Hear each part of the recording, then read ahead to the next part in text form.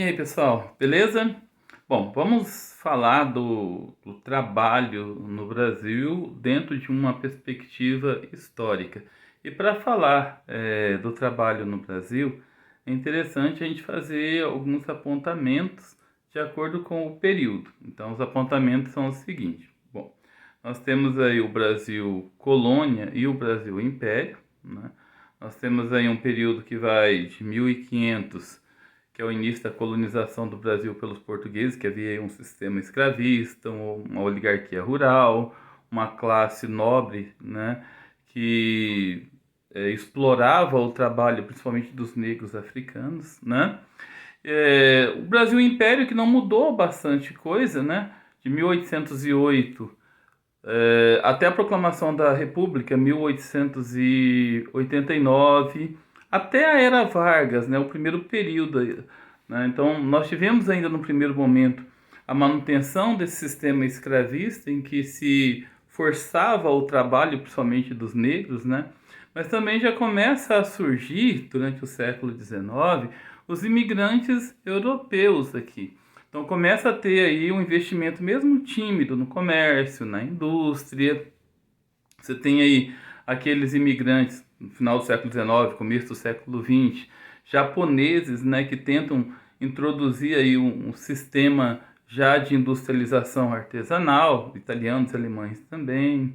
Na verdade, começa a surgir no Brasil vários grupos anarco-sindicalistas exigindo melhores condições de trabalho nas indústrias e no comércio. Começa a surgir o sistema de greve. O movimento de greve passa a ser muito forte nesse período, principalmente no final do século XIX, começo do século XX. Vamos lembrar aí que no começo do século XX o Brasil passou pela República da Espada, né, os dois marechais, seguido pelo regime do café com leite, né? E numa terceira fase nós temos a Era Vargas. Então, quando Vargas assume o poder, ele, né, primeiro escreve uma Constituição, ele cria a CLT, tem um investimento muito forte no primeiro momento no comércio, na indústria, para tirar aí o foco só do meio rural, que até então era o café, né, era a borracha. Então, ele investe bastante nesse setor. Ele cria aí a carteira de trabalho, o sistema de previdência. Ele investe pesado no sistema industrial, né? Cria a Companhia Siderúrgica Nacional em Volta Redonda, no Rio de Janeiro. Na segunda parte de Vargas, aí, né, por volta né, da década de 1950, você tem aí o investimento no ramo do petróleo. Ele cria a Petrobras. Um pouquinho antes, né, na década de 40, ele cria aí a hidrelétrica de São Francisco. Então, assim, Vargas teve um forte investimento no contexto industrial. E esse investimento é ampliado lá com o JK, né? JK, ele cria aquele processo da substituição das importações, né? A indústria de base, a indústria pesada, de bens de consumo. Tem o rodoviarismo, que é muito intenso também nesse período. Isso é fortalecido, a ampliação dos direitos é fortalecido em 63 e 64, com João Goulart, com o Estatuto do Trabalhador Rural, com o Estatuto da Terra, tentando levar para os trabalhadores rurais o mesmo, como que eu posso dizer, os mesmos direitos da CLT, que até então a carteira de trabalho atingia apenas os trabalhadores da cidade, né? E o regime militar também vem dentro desse contexto, né? De favorecer a substituição das importações, o ensino técnico. Então, o trabalho no Brasil ele é muito voltado para essa questão da qualificação. Há muitos direitos, sim, há bastante direitos, mas a estrutura de trabalho é bastante sólida no primeiro momento.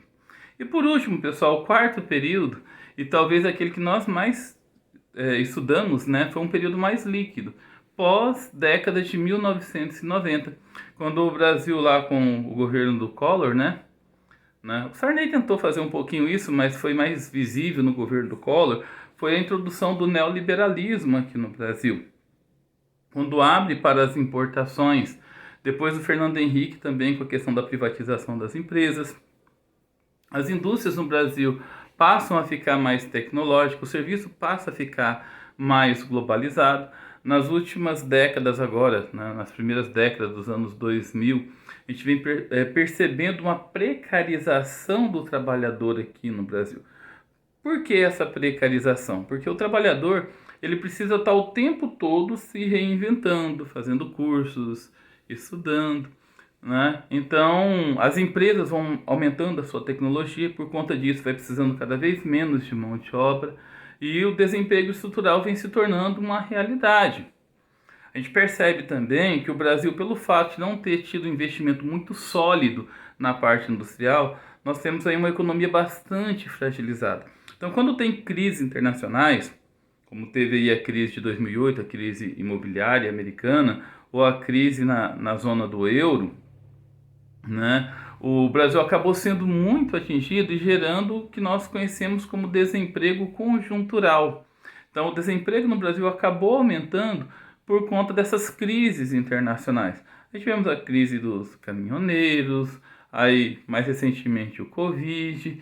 Então, o Brasil ele tem essa questão da precarização. A precarização tem uma nova cara, que é a uberização, né? Tudo por aplicativo. Então surge aí os motoristas de aplicativos, Uber, 099, Urbano Norte, os iFoods da vida, né? Então vem aumentando a informalidade e como consequência desse aumento da informalidade, da terceirização da economia, nós temos também um outro problema bastante grave, né? Que é a falta de arrecadação de impostos por parte do governo e também a falta de segurança do trabalhador. Então, ao mesmo tempo que o governo passa a arrecadar menos imposto com o trabalhador formal, né, há também a insegurança por parte do trabalhador informal. Ele não vê segurança, né? Uma estratégia recente criada pelo governo foi o famoso MEI, os PJs, né? O microempreendedor individual, que nada mais é que uma forma de tentar aí, sabe, mascarar essa ausência de investimentos na estrutura econômica. Uma outra forma de mascarar esses investimentos, né, foi a flexibilização das leis trabalhistas, já bastante estudada em sala de aula. Uma forma de tentar estimular a classe dos empresários e manter as pessoas no emprego formal. Só que da forma como foi feita, é bem visível que não estimula a empregabilidade. Muito pelo contrário. Quem acabou se beneficiando com isso foi médios e grandes empresários. Já os pequenos acabou não se beneficiando com essa flexibilização. E, por outro lado, o trabalhador acabou sendo bastante prejudicado, porque você deixa de confiar no Estado para ter que confiar na boa-fé do empresário e do empregador. Bom, gente, então, né, fizemos aí uma breve reflexão sobre a estrutura do trabalho no Brasil. Nós passamos pelo Brasil Colônia, de 1500 a 1808, o Brasil Império, de 1808 até o início do Brasil República, né, até a Era Vargas, 1930, que foi o segundo período. Né? No terceiro período, que foi da Era Vargas até o início da década de 1990, e o quarto e último período, pós-1990, com a globalização da economia e uma tentativa dos governos brasileiros em instituir o neoliberalismo aqui no Brasil. Essa última parte, né, com a introdução aí da precarização do trabalhador e também da uberização. Pessoal, é só isso. Espero que vocês tenham curtido. O vídeo ficou bastante simples, é só eu, né, na frente aqui do celular explicando, mas espero que tenha ficado bastante claro para vocês, beleza? Fiquem com Deus e até a próxima.